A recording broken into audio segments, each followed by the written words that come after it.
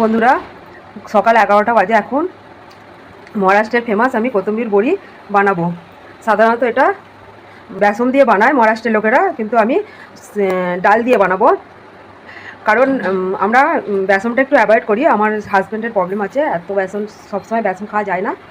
এই জন্য এবার এখন আমি 5 ঘন্টা আগে আমি ডালটা ভিজিয়ে রেখেছিলাম, 5-6 ঘন্টা আগে আমি মিক্সারে পিষে নেব ডালটা।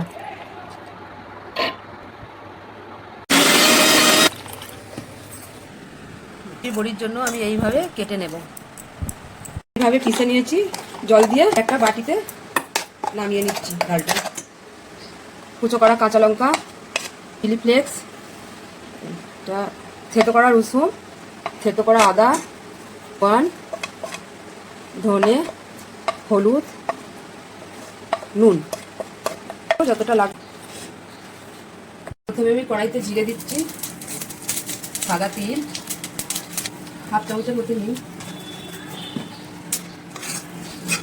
বাদাম দেবো। বাদামটা দেখুন আমি পুরো ফাইন করে পিষে নিইনি, হালকা করে পিষেছি। ছোলার ডালের যে মশলা দিয়ে মিশ্রণটা আমি বানিয়েছিলাম সেটা আবার আমি কড়াইতে ঢেলে দেবো।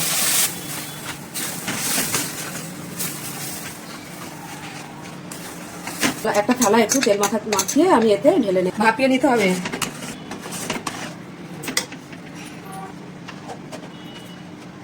আমি এবার ধনে পাতাগুলো দিয়ে মিক্স করে নেব। গ্যাস অফ করে দিয়েছি। নেড়ে নেড়ে নেড়ে দেখবেন শুকনো হয়ে যাচ্ছে হালকা হালকা। এবার নামিয়ে নেব আমি।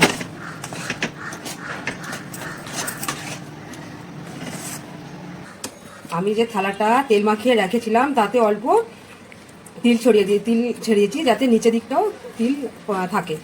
আধা ঘন্টার জন্য রেখে দেবো সেট হওয়ার জন্য। আধা ঘন্টা বাদে পিস করে নেব।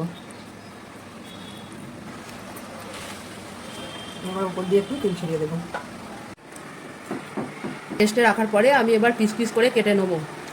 আপনারা যেভাবে পারবেন, ভালো লাগবে যেভাবে, সেইভাবে পিস করে নেবেন।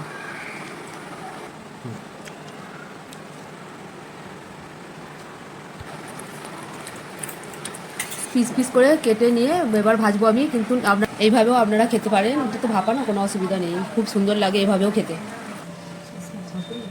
আমি এবার তেল গরম করে একটা একটা করে বড়িগুলো দিচ্ছি। তেলও ফ্রাই বা ডিপ ফ্রাই আপনারা যেভাবে খাবেন সেইভাবে ভাজতে পারেন।